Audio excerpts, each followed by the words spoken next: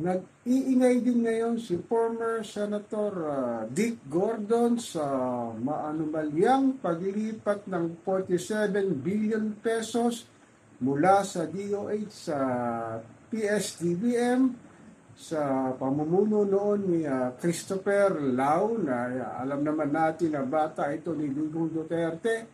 Sinabi ni Senator Gordon sa kanyang pag-iimbestiga sa Senate hearing ng kanyang komite ay napatunayan daw nila na talagang inutos ni former President Digong Duterte ang malaking halaga na 47 billion pesos sa PSDBM sa pagbili ng mga equipment nung panahon ng COVID-19 at mga face mask, face shield na sinasabing kasangkot din ang Parmali nung mga panahon iyon. Nakakapagtagal lang bakit ngayon lang sinabi ni former Senator Dick Gordon ang ganitong senaryo. Ang sabi ng mga netizen at ilang political analyst ay tatakbong muli si Dick Gordon sa senatorial race sa mid-term election sa 2025 sa susunod na taon. At sinasabi rin ng kanyang mga kalaban sa politika ay tatakbo ito sa partido ni PBBM. Yun naman pala talagang tumitindi na ang labanang Marcos versus Duterte, lalo na sa sinasabing midterm election sa susunod na taon. Nagpopormahan na ang mga senatorial candidates sa magkabilang partido. Ito naman si Dick Gordon, alam mo na sinasabi mo noon na ngayon na inamin daw ni Tatay Digong na siya ang nag-utos at makalauna na ibinabawi niya ang kanyang pag-utos sa noong Secretary ng Department of Health na si Duque na ilipat daw ang malaking pondo sa departamento ng PSDBM.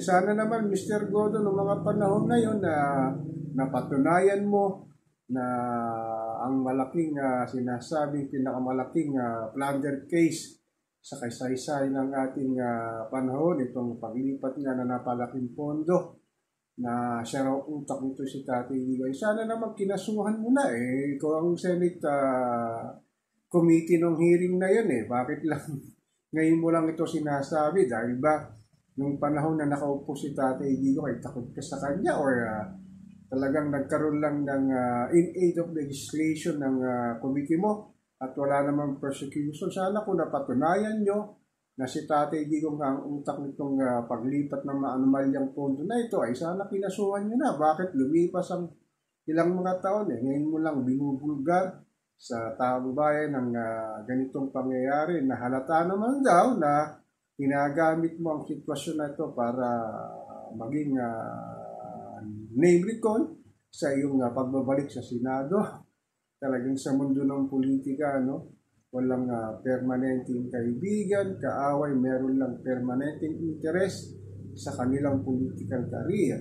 Ano kaya ang magiging implikasyon nito sa pagbubulgar ni dating Senador Dick Gordon sa mga sinasabi niya ngayon? Makakatulong ba ito sa kanyang pagbabalik sa Senado tulad ng ginagawa rin ni former Senator Laila de Lima na siyang una rin nagsabi na maanumalya ang pondo ng DOH sa panahon ng COVID pandemic at talagang kinawawa daw ang mamamayang Pilipino dahil nga sa paglustay na napalaking pondo nito sa kaban ng ating bayan. Ganun talaga ang mga politiko, weather lang yan kung sino nakaupo.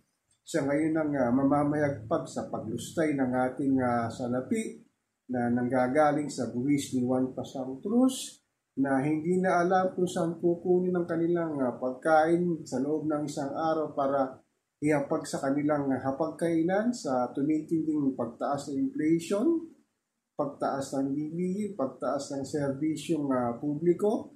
Problema ngayon sa administrasyon ni PBBM ang usaping Chacha, usaping West Philippine Sea, usaping Pogo Hub na namamayagpag nga sa iba't ibang parte ng ating bayan, particularly ngayon sa Bamban Tarlac, sa Parañaque, na patuloy na pinag-uusapan yung mga sinasabing kaalyado ni Tatay Digong na talagang binobomba nila para sa sinasabing political agenda nila, lalo na sa darating midterm election.